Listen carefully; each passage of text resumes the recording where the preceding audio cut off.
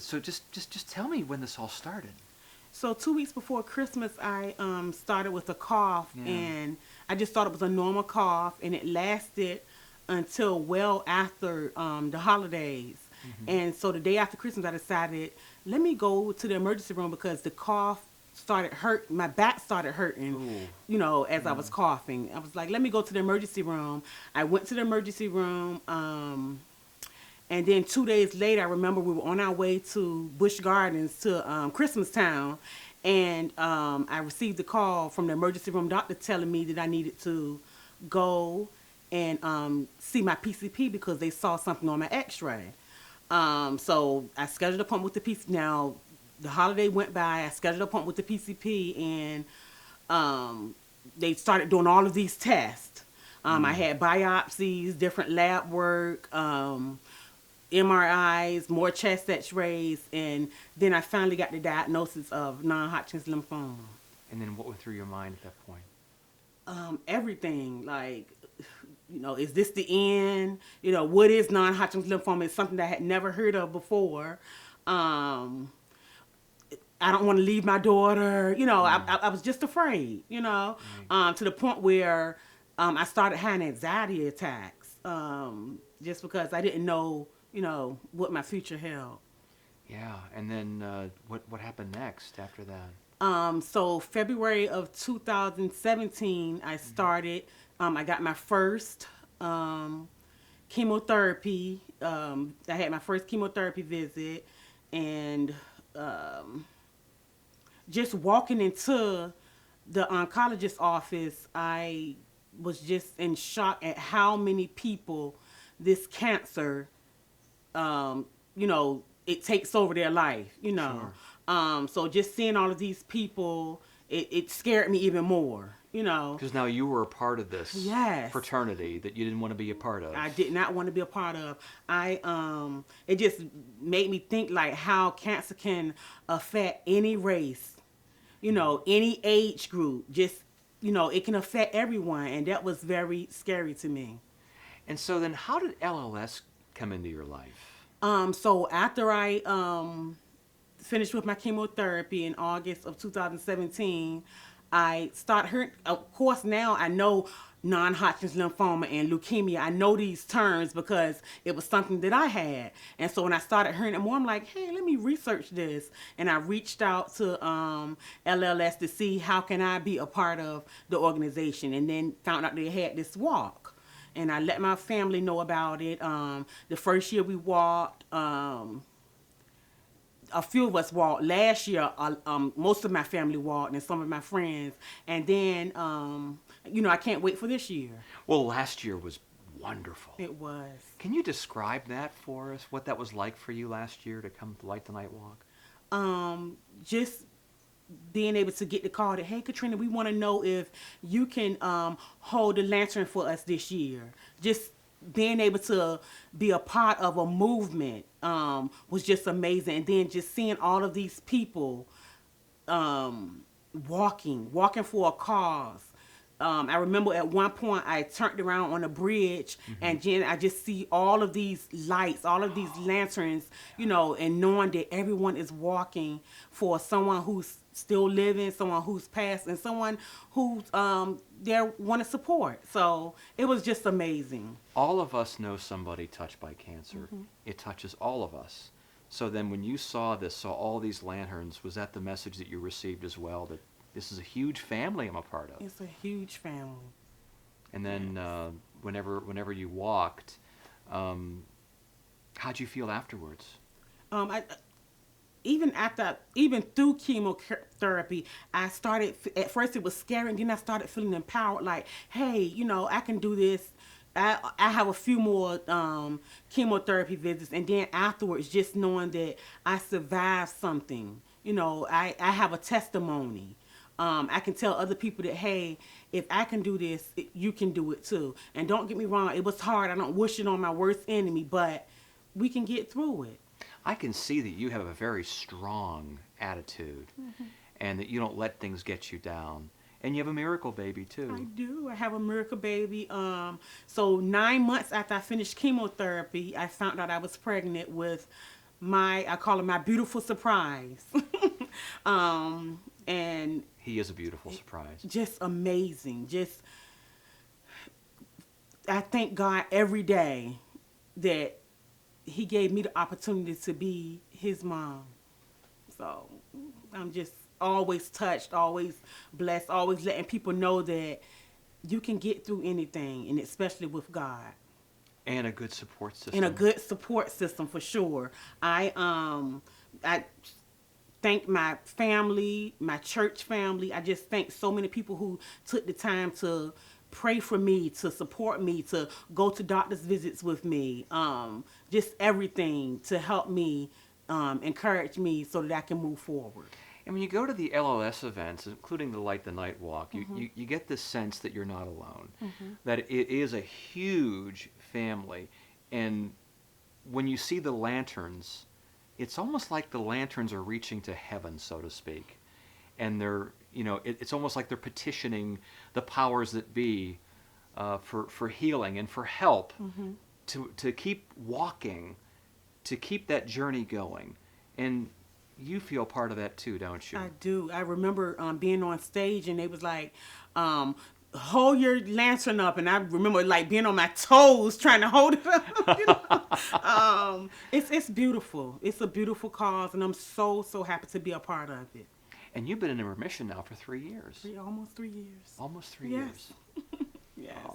Oh. My visits turned from going every month to now every 6 months. So that's just progress, And I'm still happy when I go into the doctor's offices. I'm praying for people that are there, Before I even get in the office, I'm like, Lord, touch, heal, and deliver the people that are in this office now. That are going through what I went through in one way or another.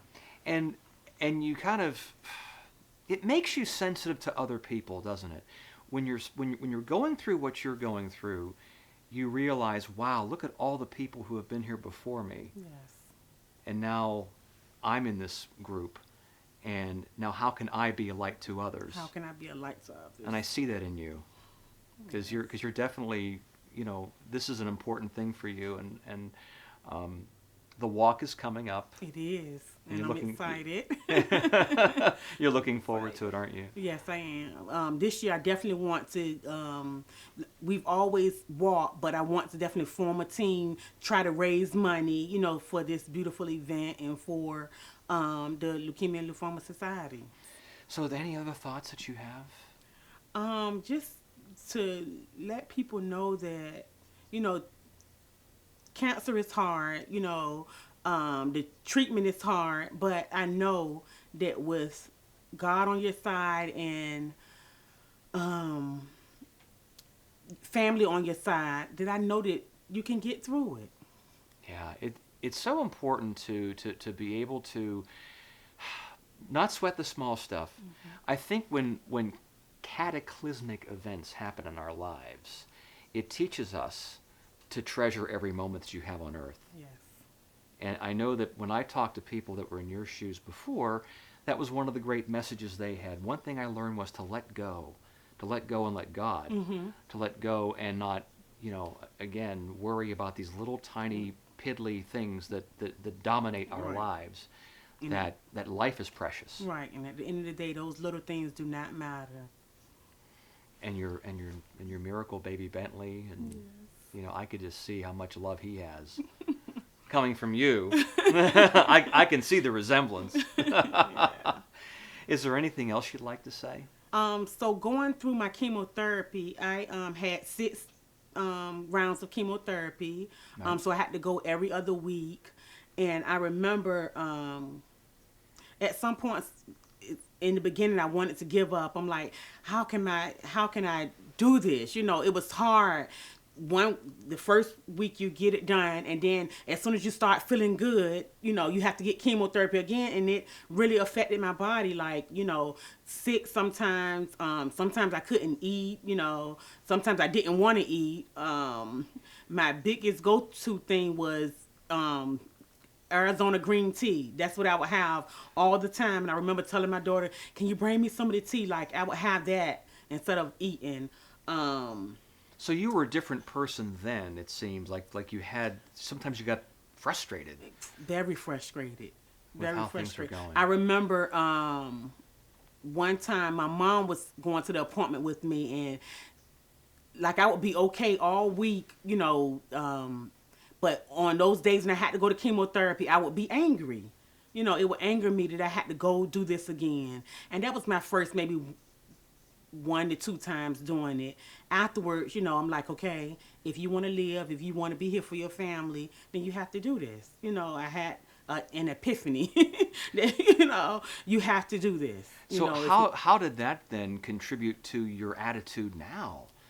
I mean, I just see this joyful person, but then of course when you're going through this whole process, it is a process, isn't it? It is a You go process. through various emotions. Various emotions. And I didn't know, it's the not knowing, I think, that got me in the beginning. Like, what is all of this about? Questioning why me? Why do I have to do this? And then it went into, you're going to do this. You're strong enough to do this. And you're going to have a story to tell. Wow. And I guess from the time you hear about this, through the chemo, there's just a whole wide range of emotions, not knowing the denial. Did you ever feel like, no, they had to have made a mistake? This couldn't be, they couldn't be right with this. I don't know if I had that denial moment. Mine was more of not knowing, frustration because I didn't know, and then surviving.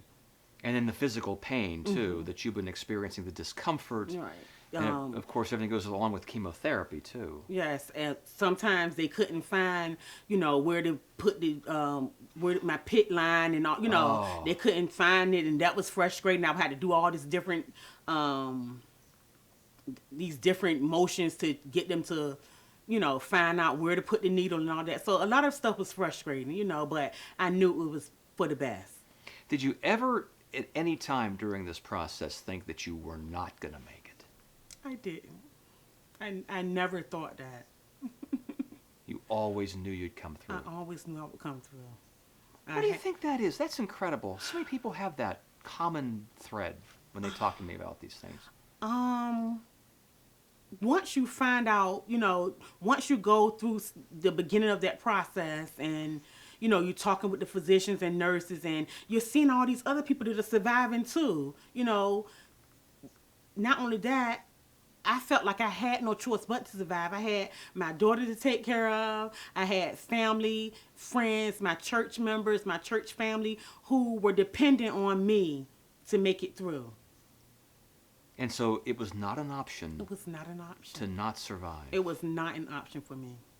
Leukemia was a death sentence probably 50, 60 years ago.